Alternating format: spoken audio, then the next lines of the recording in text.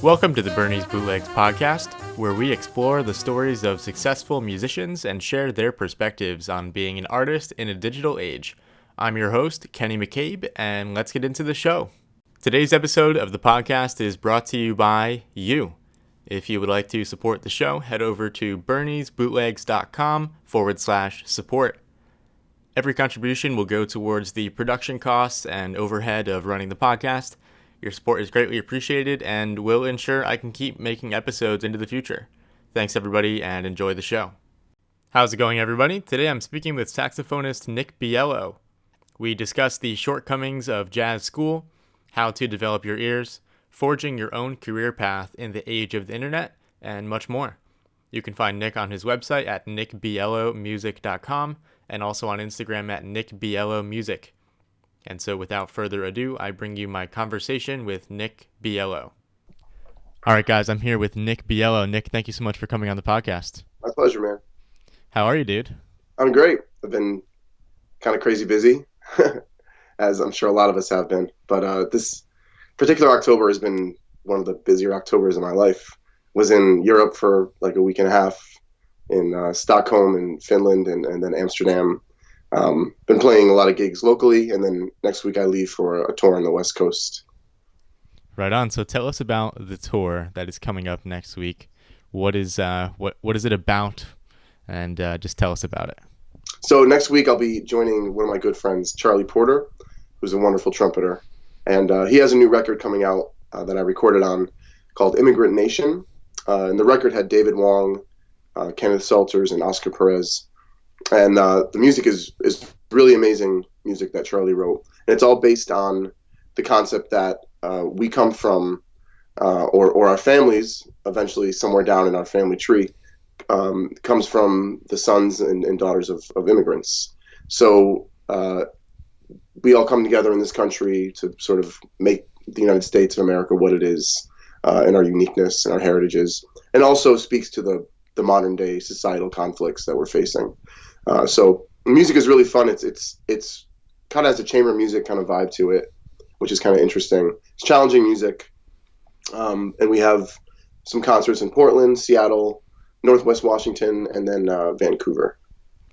Right on, man. Yeah, definitely some important topics for sure. Tell us what your favorite and least favorite things are about going on tour, because touring can be a very positive and a very negative thing, completely dependent on the circumstances of the venue and the people and all of that. So tell us your thoughts. Yeah, it can definitely vary wildly, right? The experiences could be really wonderful. And sometimes it could be a little bit of a struggle, but I find the more I do it, the more I'm able to compartmentalize the elements that can be kind of a drag. And I always feel very blessed to have the opportunity to share music with new audiences. So I think the positives would be being able to reach new people and seeing other places of the world, obviously. The negatives are I'm a homebody. So when I have to be, away from my bed for too long, sometimes I get a little homesick, but for the most part, I can't think of that many negatives about touring. I mean, I'm down to do it as much as possible. Right on, man. So if anyone needs Nick to go on tour, call him. It's definitely true that music can be an amazing gateway into just being able to see the world. Like, you would never be able to do go to a lot of the places that I'm sure you've been to without, that musical bridge. Absolutely. Yeah, I've been to Taiwan, Korea, Japan, most of the countries in Europe, Thailand. I mean, just places that I would never have a chance of going. Even going to Alaska and performing there. I don't know if I would ever really go to Alaska, but it was amazing. Yeah, man, I'd love to go to Alaska just out of curiosity. I mean, it probably gets a bad rap. People like complain about the cold weather and stuff, but I don't know. Like, it's probably cold, but I'm sure it's also like super beautiful. It's beautiful, and the months that I went, it wasn't cold. It was just like a little cooler than it is on the East Coast, which I was kind of surprised at. And it's got a very insulated culture, which is, it's way different it's got a little bit of a Sarah Palin vibe to it, but like it's still very cool. People are they live off the land, and they're a little bit hardier than we are here. Yeah, man, you have to be a little bit what's the right word? You got to be pretty robust, Yeah, to live there. Yeah, so let's back up a little bit because I was checking out your website and your bio, as it were, doing some research, and I was wondering if you could just give us a brief overview of your history in terms of where you're from, how you got started playing the saxophone, and more or less how you got to where you are today. Well, my dad was a professional musician, so when I was young, he started me on the piano. I was about 3 or 4 years old, and man, and it probably sounds really trite or cliche, but ever since I was, a little kid studying piano, I knew I wanted to be a musician. There was never kind of a doubt in my mind. I always saw my dad performing, wanted to do that. And as soon as it came time to choose a band instrument, like all of us had the choice to make, I mean, saxophone was the most alluring instrument. And I'd already heard Charlie Parker, and I'd already heard recordings of Coltrane. So I kind of had an idea of what the saxophone was supposed to sound like. And even David Sanborn, I remember being a kid and hearing David Sanborn's alto sound and thinking, like, I want to do that. There's something about not only the saxophone, but the alto saxophone. That sound really grabbed me from a really young age. So I was always super committed to music. And then also I always kept my piano playing going as well. So I kind of started to gig as a piano player and a saxophone player when I was a teenager, and was a church musician. When I went to college, I started studying not only jazz saxophone, but classical pipe organ. So I was doing both of those two very different disciplines at the same time. And eventually, after studying pipe organ and doing an exchange program in Vienna with some amazing teachers there, I realized that I couldn't really split my focus anymore. And I just kind of let that fall by the wayside and committed completely to the saxophone. Gotcha. Where are you from? I'm from Prospect, Connecticut, which is a tiny little town. It's north of New Haven, Connecticut. It's kind of nowheresville. Yeah. What was the nearest jazz scene to where you were, and did you get a chance, in your formative years to become a part of it, or did you kind of just mainly start playing when you went to college? So when I was about 16 or 17, I had some friends that were going to University of Hartford, the Hart School of Music, where the great Jackie McLean was teaching. And they were a little bit older than me, so they would kind of invite me to come up and hang. And that was my first experience going to Hartford, Connecticut, going to an old club that's not there anymore called Cafe 880, which was a great club. I mean, they had everyone coming up and playing at that place. So it was a drag when it closed years ago. But they had a weekly session. I think it was on Tuesday nights. And I remember being super terrified, being 16 or 17 years old. But those experiences of going out to sessions and hearing musicians that were way more experienced and way better than me, and getting my butt kicked, those are probably some of the best experiences I've ever had as a developing musician. Absolutely. And so tell us a little bit about college. Did you go to college? I did go to several colleges. Just checking. Too many colleges. Yes. Okay. I just wanted to make sure. So tell us about that, because college is obviously a very common and important place for people to develop, just as a person, but also as a musician, just because hopefully you have a lot of time to practice and have a good teacher and all that sort of thing. So tell us a little bit about that, and maybe the differences between the colleges that you went to. Sure. Well, I had a very circuitous route through my college career. I did go to Hart in Hartford when I was 18, and I stayed there for 2 years, and I did have the opportunity to study with Jackie McLean a little bit, and studying with Mr. McLean was obviously amazing.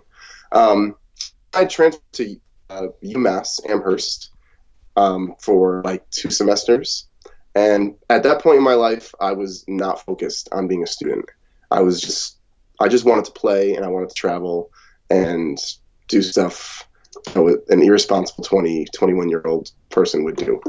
So I took about 3 or 4 years off of school, and I toured a lot and played a lot. And I finally got my bachelor's degree at WestCon in Danbury, Connecticut. And then I went to Manhattan School of Music for my master's degree. So I didn't finish college till I was like in my late 20s, as opposed to when I have all these friends that are like 21, 22, and they're graduating, going to grad school. And I'm like, man, guys, like, I wish I could go back and do it over again so I could finish college earlier. But I was actually happy for the life experiences that I did get. Yeah, man. I'm kind of in a similar situation. You know, I was at Temple U for a couple of years, and then took, I think, 3 years off, and didn't really intend to, but, you know, one semester turned into two, and then that just turned into, you know, 3 years, and then went back to SUNY Purchase, was there for like a month. I was just like, yeah, I'm just going to go play. So, gotcha. Yeah, so, what's that? You understand then?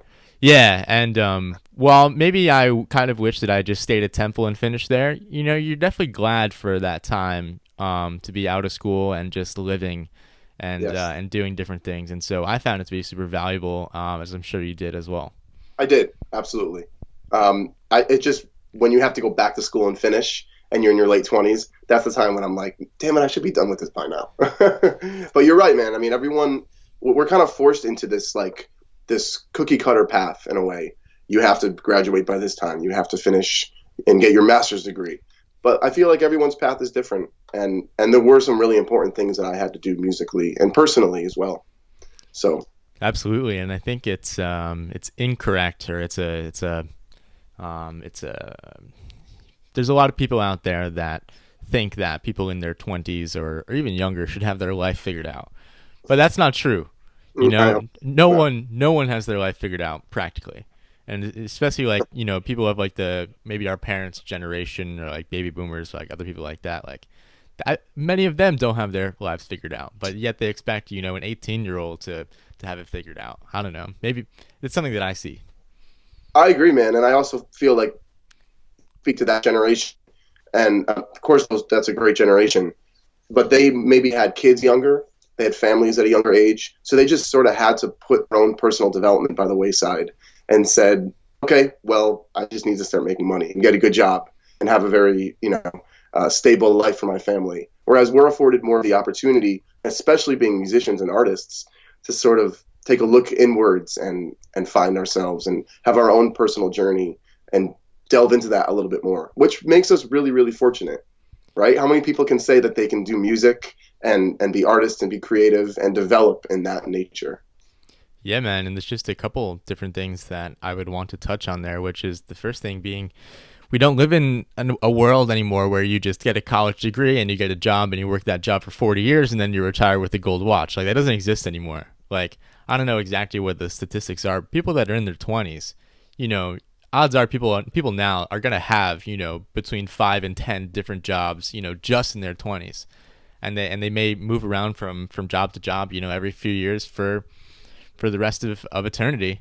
And the other thing is, just with the age of the internet, there's just so much more leverage that you can have with such little required resources that it's in a way it's harder, but it's easier to be a professional artist and a creative person, because on the one hand, yeah, there's no more like massive record industry that can support, you know, tours and you know, get your music out there, you know, on a label and so forth. But, you know, at the same time, you have to do a lot of stuff yourself, but it's way more easy to get your own stuff out there at the same time. So I think we're in a completely different world, and I'm very excited about it.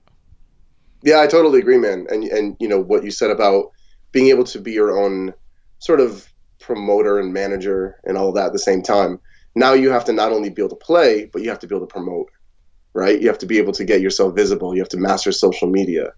So there are a lot more developing skill sets that are just kind of evolving, like, as we speak. So this generation of younger jazz musicians is having to really master that. And I think there's maybe going to be even courses, hopefully at the university level, that deal with that. When I was a student, you know, about 9 or 10 years ago, I didn't really have access to that. We had a music business class, but it wasn't about, how to promote yourself using modern means. It was about like how to sign good business contracts, like things that like an entertainment attorney might get involved in.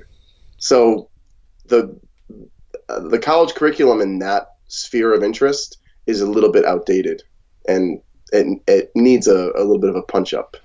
Yeah, I think it's very outdated, and I would want to add this topic to the conversation and put pressure on colleges to actually become more relevant to what's actually going on in the world. And Mm-hmm. it's a topic that comes up a lot, which is that colleges don't really prepare you for how to make a living as a musician. In some sense, they are preparing you to play music, Mm-hmm. but they don't. There's no class like how to send an email. That's Like, true. I don't know. Like, there's no class like how to book gigs. Yeah, And so that's totally true. yeah, and so I think what happens a lot is people will get their undergrad, and but in that 4 years they've really gained very little or no practical experience trying to be a musician, and then that will instill like a sense of like insecurity and fear to go out Mm-hmm. into the world because they just feel highly unprepared. Yep. And so then they'll go just get a master's, and Mm-hmm. so then once they have the master's, they're just like, well, crap, I have all this debt. Like, I need to get like a teaching gig at a college so that way I can pay off this debt. And so they'll get a PhD. And so that then they have a PhD and they're teaching at a college, but they never played a gig. Yeah, I think that's a kind of a a circle that leads back to the same origin point, right? You're always an academic, and there are a lot of musicians, and probably more than ever, given the fact that there are so many great music programs now. So there are so many like young musicians coming out that can play, and they really have a very deep knowledge of harmony, and have a lot of facility. But you can spot them on gigs because they don't know how to, even musically, how to interact. So I still feel that the best way to learn is just on gigs, just doing as many gigs as possible. From however young of an age a person is able to start. If you can start at 12, 13, just getting real world experience, either going to sessions, finding older cats who will let you sit in on their gigs, that is the best way to learn. Because what sounds good in an academic environment or in a practice room doesn't always translate to bandstand.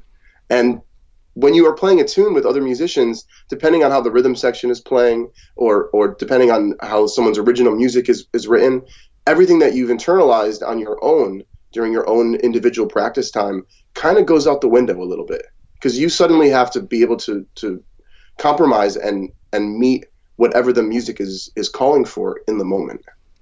And that's something that cats who kind of graduate from one of the great conservatories but haven't had that real world experience, they can't do that. Yeah, and one of the things doing these interviews, it's just been really interesting to see the things that are the themes that come up over and over and over again. And one of those things is that just having from as early an age as possible, whether that be early teens or whenever middle school or high school age, just playing a lot and just Mm-hmm. playing gigs, whether it be like with your parent who was a musician or with friends or whoever, just like around your town. And there's just so many things that you learn by actually doing that you can never be taught in a classroom. There's just so many things, like whether it be the nonverbal communication aspects of knowing what's supposed to happen at any particular moment, when you're playing a song, or like how to end a tune, or like all these things that Yeah. you're not going to learn from being in a classroom. You can only learn from doing. Mm-hmm. Totally. How to count off a tune, It's amazing. Like, cats don't know how to start tunes. And like, they play so much. And if I have a chance to cross paths with musicians like that, I don't feel any sense of like, I don't feel like I want to disparage them, but I'm truly just like amazed that they can play so well in some, manner, and have all this knowledge, but don't have this very basic practical skill of counting a tune off. Like you said, ending a tune, how to call tunes, knowing tunes. How many cats have you heard that can play a lot, but they only know like 5 tunes? So I feel like listening, this kind of goes into something else that I think about when I tell my students, is that listening to the music is the best way to learn the music. And a lot of cats don't listen enough. They don't listen to enough records. They might listen to like individual songs, but when I ask them, have you checked out that record? Like, I listened to Witch Hunt. Oh, cool. Well, you should check out the whole record. Do you know what record it's on? No, I just listened to it on Spotify. It's like, dude, how do you not know Speak No Evil? Like you have to know that record. Yeah, man, and the whole just album thing is now lacking in general. Like the just the concept. This is something that I like to talk about. Just like the concept of listening to an album is just so foreign to people. Like, right. But you can just play like your favorite track on Spotify, or if you're even playing the album on Spotify, you can just be like, oh, I don't like this track, and just skip it. But, right. Any album, in my opinion, worth its salt was designed to be listened to as a whole from start to finish, much like a sonata or something along those lines. It's kind of a each song is kind of a movement of the overall picture. And, if you listen to any of the greatest albums of all time, they're formulated that way. And so I think that is something that's lost. And, this gets into the whole conversation of technology and like the benefits and the risks, and I think right now we're kind of living in the age of iRealB and like all of these things that kind of make it a lot easier to avoid learning the things that you need to know and learning tunes and all those sort of things. And so is iRealB, while we're on the topic of it, something that you've run into in the wild, like with your students or otherwise? So here's my thing with iRealB. I used to run a session actually in Stamford, Connecticut at a jazz club called the Ninth Note that's closed. But, a lot of young musicians would come and sit in, and I would always see them bringing their tablets, and they would read off the iRealB. Okay. So I just didn't want to say anything because I don't want to be that jazz Nazi guy. Right. I always hated that guy when I was a kid. I don't want to be that guy. But then I saw cats reading like There Will Never Be Another You, and There's No Greater Love, and like I even saw a dude like reading Sandu, which is a blues. And finally, I just kind of tried to tell people, if you're going to come to a session, especially as a horn player, if somebody calls a tune that you don't know, don't be afraid to try to play through it and ear your way through it. Like, that's the way you're going to get better. So I do feel like the iReal book on gigs, it's just sort of like a crux that's going to prevent someone from developing their ears and developing their musicality. Because it's just sort of like a Band-Aid that you're putting over your weaknesses. I don't think there's anything wrong with falling on your face and trying to hear your way through a tune. I mean, that's how the cats did it years ago when they would learn. I don't think they relied on sheet music as much as we rely on the iReal book today. Now, of course, if you're doing a gig with a singer and she calls or he calls, all the things you are in, I don't know, E, maybe you want to read that, especially if you're a chord player or if you're a rhythm section player, just because that's a practical use for it. But when it comes to learning tunes, I feel like it's better to not be reading. Yeah, man, and that's something that comes up over and over and over again, which is as soon as you start trying to learn tunes by listening to them and using your ears, whether that be, in real time at a session or even just like in the shed when you're trying to learn a tune, not just go into the real book and just reading it, because I find that you will internalize it way better if you figure it out, step by step. And I think that if anyone, tries to compare the two methods of like reading and just like trying to memorize a sheet of paper versus hearing it and internalizing it and trying to figure out, what each chord is, and the melody and so on and so forth, like you will find, I'm sure that you retain the information so much better when you're actually using your ears. Yeah, absolutely, man. Because the page is an abstract construct. It's not even, it doesn't even really mean anything. The markings on a page, pencil or ink, whatever it may be, they're only meant to communicate an actual musical signifier.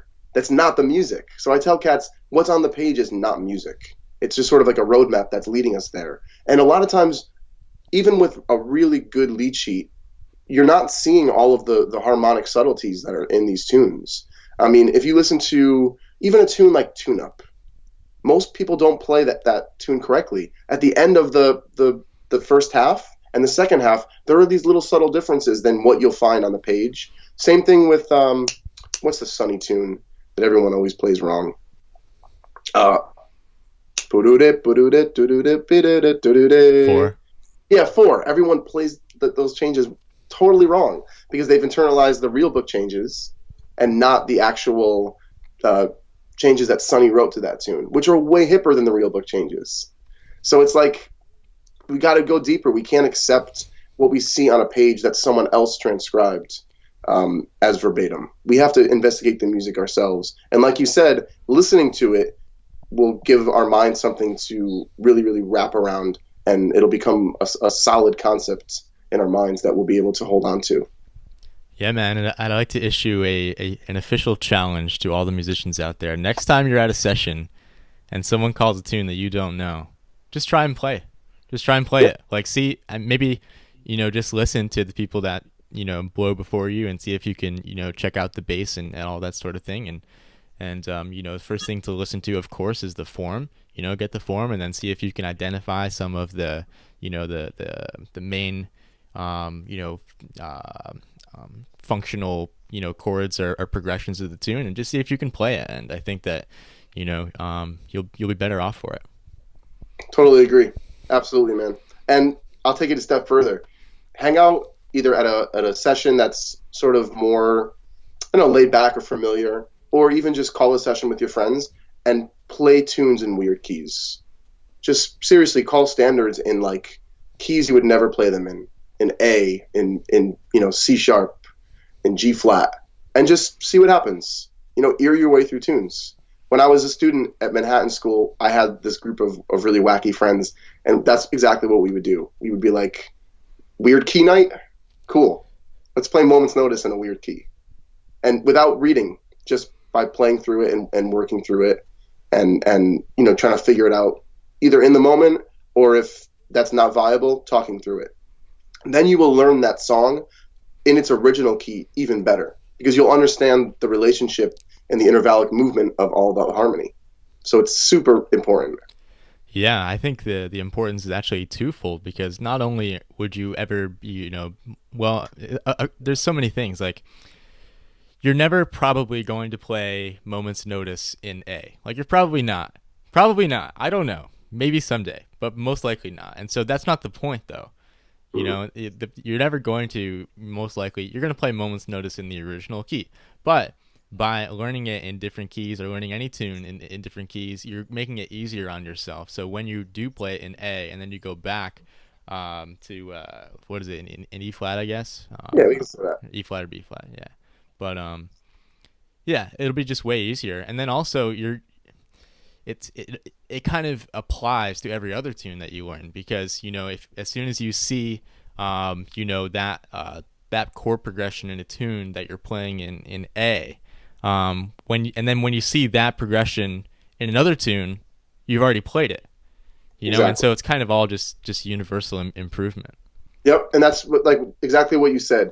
That speaks to the fact that harmony is a limited combination of harmonic progressions. Rhythmic ideas and melodic ideas are virtually unlimited, but there are only so many harmonic movements that we can make, especially if we're adhering to Western tonal harmony and if we're adhering to mostly 2-5-1 based traditional jazz harmony. So because there's such a limited combination of possible harmonic permutations, the more that you learn, the more that you will see overlap from tune to tune. So exactly what you said, you're not going to play Moment's Notice in A. I mean, I hope I never have to play that tune in A in front of other people. If I do, I hope I'm getting paid a lot of money to do it. But I really feel like learning tunes in 12 keys has made me a much better saxophone player. Jackie McLean told me in one of my lessons with him, he said, if you can play a blues and rhythm changes in 12 keys, you can play everything. And in a lot of ways, he's like that statement, I feel like has carried me through a lot of challenges, because whenever I'm thinking about any kind of difficulties that I have with internalizing language or harmonic challenges, I think you could play everything on a rhythm changes. It's possible to find so many different harmonic permutations and just write them out over rhythm changes and then take those through 12 keys. I have like a whole notebook that's just different rhythm changes, different sets of changes that you can play over rhythm changes. And I even put it in minor keys just to have all these different moves. So like minor rhythm changes. And then writing that out in all 12 keys. So that can easily fill up a notebook.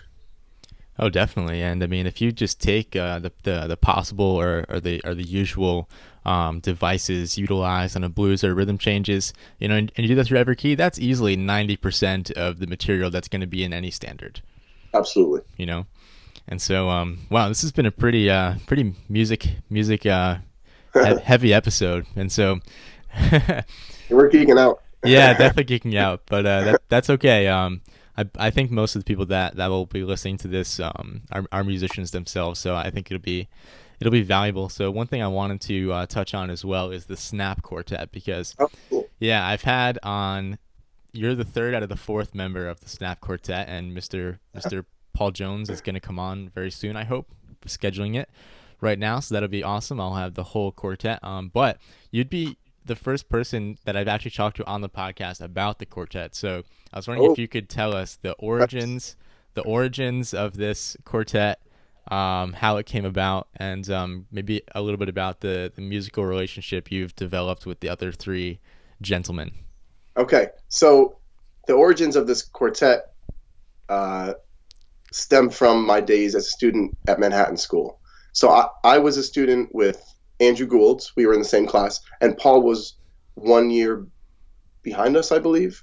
And for my graduate thesis, we had to write a suite. And I decided to write for saxophone quartet because I've always enjoyed playing in saxophone quartets.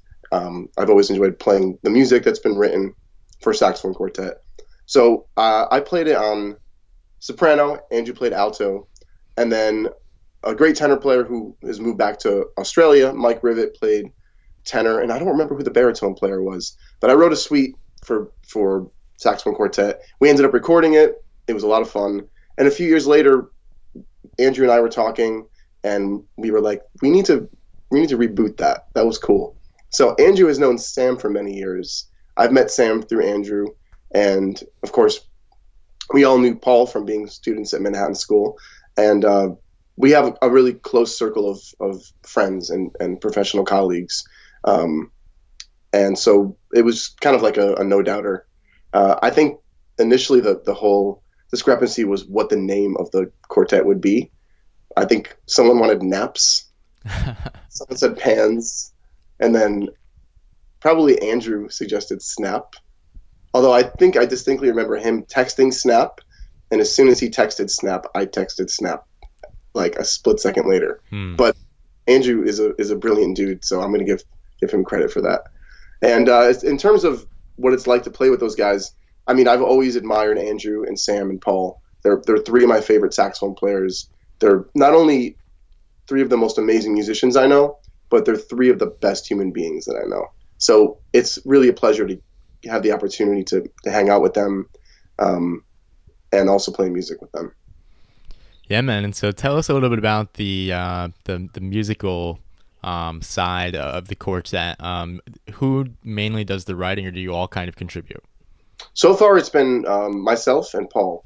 And Paul's music is very interesting. There's actually a video that just was released of one of his pieces, Parker 51, which is based off of a Stan Getz melody. And he writes in a really interesting pointillistic, sometimes minimalistic style for the quartet. And that piece was based off of Cherokee as well. And then I find myself writing more in a very through-composed style for the piece. So my concept for it is sort of writing classical music, modern classical music, with fusions of jazz harmony and sometimes world music as well, with spots for improvisation for specific members. But it's mainly through composed. And one of my pieces that I finished writing was also videoed. in a recent recording session that we had, and that video will be coming out really soon. Awesome, man. Where's the best place for people to find that video when it comes out? Is it your website? Well, we're going to all have it on our Instagram accounts, so you should definitely follow us on Instagram. For me, it's Nick Biello Music, NickBiello Music, and then follow Paul Jones, Sam Dillon, and Andrew Gould if you're not already doing so. You need to follow those guys. I mean, come on. Definitely. And just in terms of your own musical happenings, I would direct people to your website. Is that Nick Biello Music? Yep, nickbiellomusic.com. Right on, man. And final question: if there's a lot of young musicians that listen to the show that may want to do the kind of thing that you're doing now in terms of playing, living in New York and all that kind of thing, what would be your advice to them if someone came up to you and they're just like, "Hey, Nick, like, how do I do what you're doing?" I would say that the most important thing is meeting people, networking, being a really good person, being professional, showing people that you're serious about what you do, being on time for any rehearsals or gigs that you get, finding musicians that are older than you but maybe would want you to sub for them on some rehearsals or on gigs, and just making music the forefront of your life. Because what we do for a living is really hard.